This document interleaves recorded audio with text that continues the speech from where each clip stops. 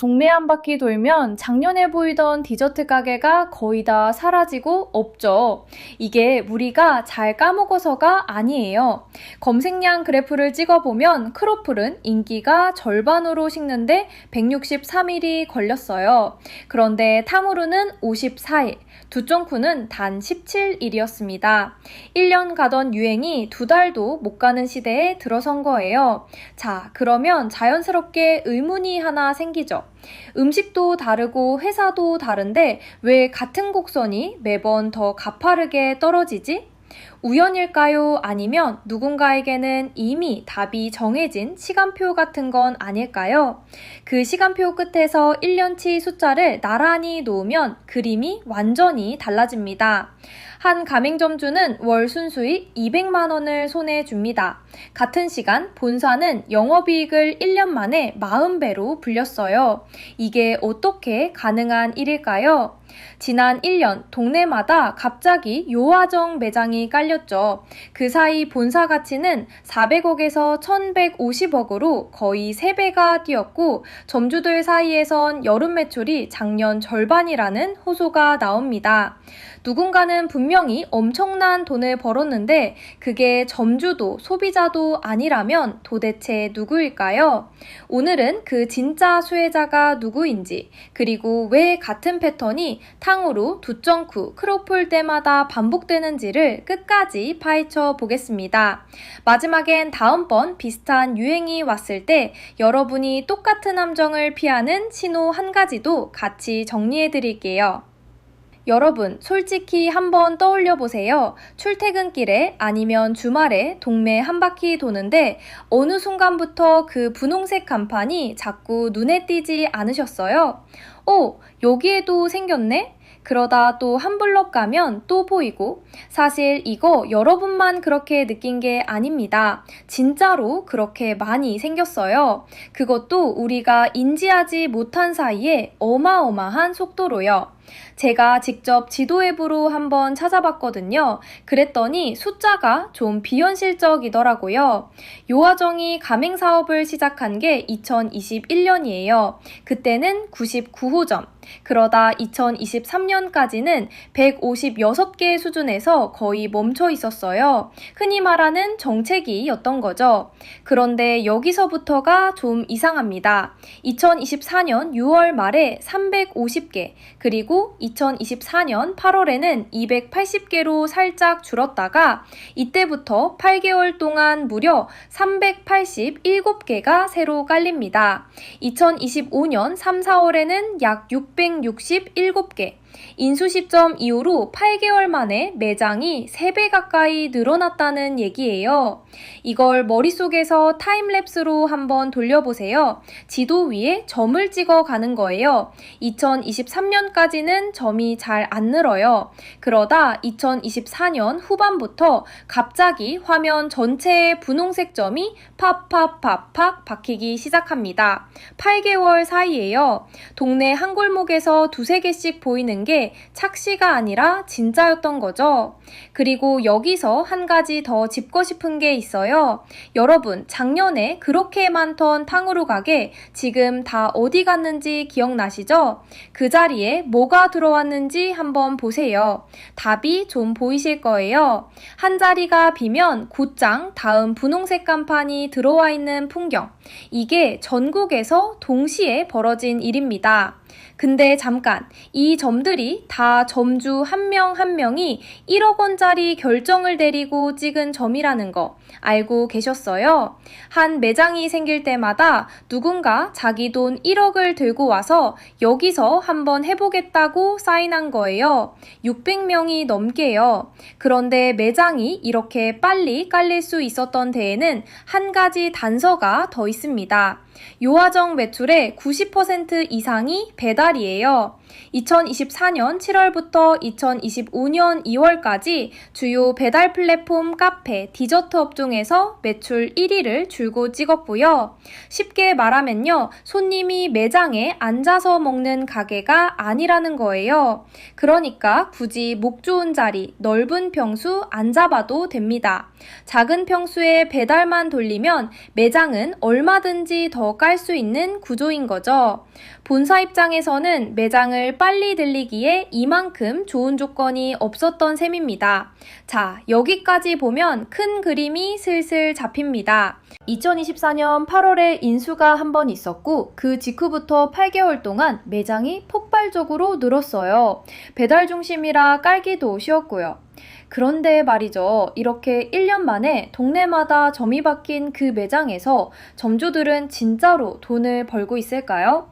자, 그럼 본격적으로 통장을 까보겠습니다. 점주는 한 달에 얼마를 손에 쥐고 본사는 1년 동안 얼마를 벌었는지 제가 정보공개서랑 매각보도 자료를 다 뒤져봤거든요. 두 숫자를 나란히 놓고 보면 진짜 머리가 좀 멍해집니다. 먼저 점주 쪽부터요. 요화정 매장 하나 열려면 돈이 얼마나 들까요? 2023년 정보공개서 기준으로 10평짜리가 약 6,265만원, 20평이면 약 8,465만원입니다. 가맹비 550만원, 교육비 330만원, 계약이행 보증금 600만원, 아이스크림 기계랑 포스, 키오스크 설비비, 간판, 인테리어까지. 여기에 임대보증금 얹으면 실질 1억 원이 깔립니다. 1억을 들고 가게 문을 여는 거예요. 그럼 이 1억을 깔고 한 달에 얼마를 가져갈까요? 2023년 정보공개서 기준 가맹점 월 평균 매출이 1,217만 원입니다. 1,200만 원 매출이라고 하면 꽤 큰 숫자처럼 들리죠? 근데 여기서 빠질 게 너무 많습니다. 임대료 약 200만 원, 재료비가 매출의 30%니까 360만 원, 공과금 50만 원, 부가세 10%, 본사 로열티 3%, 배달 수수료 약 10%. 매출의 90%가 배달이라 배달 수수료는 거의 다 떼인다고 보시면 돼요. 이거 다 빼면 남는 게 약 200에서 330만 원입니다. 여기서 또 종합소득세 내야 하고 마케팅비 들고 알바 한 명만 써도 인건비가 추가로 빠지죠. 그러니까 실수령은 더 낮아진다는 얘기예요. 1억을 받고 200만 원대를 가져가는 구조. 그런데 같은 1년 동안 본사 통장은 완전히 다른 그림을 그리고 있었습니다. 2023년에 트릴리언즈, 그러니까 요화정 본사 매출이 약 51억, 영업이익이 약 2.9억이었어요. 자, 그럼 2024년은요? 2024년 결산 기준 매출 471억, 영업이익 120억, 매출은 9배, 영업이익은 40배가 됐습니다. 1년 만에요. 그리고 본사 평가 가치는 사마식품이 인수한 400억에서 2025년 시장 거론가 1,150억까지 올라갑니다. 약 2.9배. 회사 가격표가 1년 만에 3배가 된 거예요. 쉽게 말하면요. 점주 600명이 1억씩 들고 와서 동네에 그림판을 깔아준 겁니다. 그림판이 깔릴 때마다 본사는 가맹비, 교육비, 로열티, 재료 마진을 챙겨가는 구조였어요. 매장이 늘면 늘수록 본사 통장에는 0이 하나씩 더 붙고 점주들 사이에선 여름 성수기 매출이 작년의 절반이라는 호소가 나오기 시작합니다. 같은 사건이 한쪽에선 폭증이고 한쪽에선 반토막인 거죠. 여기서 시청자분들 댓글에서 항상 폭발하는 질문이 하나 있어요. 근데 왜 이렇게 비싼데? 1인 4,500원에서 시작하지만 토핑 몇 개 얹으면 15,000원이 금방 나오니까요. 이거 한번 짚고 가야 해요. 비싼 이유가 뭐냐? 생과에 들어가서 폐기 비용이 큽니다. 디저트 가게는 임대료가 비싼 자리에 들어가야 하고요. 매출의 90%가 배달이면 배달 수수료가 점주 마진을 또 얇게 만들어요. 그래서 점주 입장에선 토핑을 비싸게 받지 않으면 마진이 안 남는 구조가 만들어집니다. 그러니까 비싼 게 점주 마진이 두꺼워서가 아니라는 거죠. 점주 마진은 얇은데 그 얇은 마진을 지키려고 가격이 위로 올라간 겁니다. 자, 여기서 진짜 이상한 지점이 하나 남습니다. 본사만 영업이익이 40배가 됐고 점주 매출은 여름에 반토막이 났어요. 근데 이 사실이 알려진 이어진 2025년에도 점주들은 여전히 1억을 들고 와서 줄을 섰습니다. 이게 사실 요아정만의 얘기가 아니에요. 탕후루도, 크로플도, 두점쿠도 다 같은 공식으로 굴러갔거든요. 왜 매번 같은 일이 일어나는지 그 메커니즘을 다음 파트에서 뜯어볼게요. 자, 그러면 한번 같이 짚어볼 게 있어요. 요 몇 년 사이 동네에서 줄 서서 먹던 디저트가 언제 사라졌는지 기억나세요? 분명히 한참 핫했던 것 같은데 어느 순간 가게가 통째로 비어있고 그 자리에 다른 간판이 올라가 있죠. 사실 이게 그냥 우리가 잘 까먹어서가 아니에요. 디저트 유행이 사라지는 속도 자체가 몇 년 전이랑 비교가 안 되게 가팔라지고 있거든요. 제가 디저트 유행 검색량 그래프를 직접 찾아봤는데요. 진짜 화면 보여드리고 싶을 정도로 모양이 똑같이 생겼습니다. 검색량이 최고점에서 절반으로 줄어들기까지 크로플은 약 163일이 걸렸어요. 그런데 탕후루는 54일, 두쫑푸는 단 17일. 1년 가던 유행이 2달도 못 가는 시대로 들어선 거예요. 같은 곡선이 매번 더 가빠르게 떨어지고 있다는 뜻입니다. 그러면 이제 자연스럽게 의문이 하나 생기죠. 왜 매번 같은 일이 일어나지? 우연일까요? 아니면 시스템일까요? 되짚어보면 좀 이상하잖아요. 음식은 다르고 회사도 다른데 결말이 매번 똑같아요. 본사는 자산이 커져서 매각하거나 매각을 시도하고 점주들은 가맹점 폭증 끝에 매출이 반토막 나는 그림. 이게 묘하게 들어맞는 이유가 있습니다. 공식이 있어요. 5단계입니다. 첫 번째, 인플루언서 바이럴. 요아정은 다비치, 강민경씨, 입짧은애님 같은 분들이 SNS에 올리면서 화제가 됐죠. 두 번째, 초기 점주 황금 구간.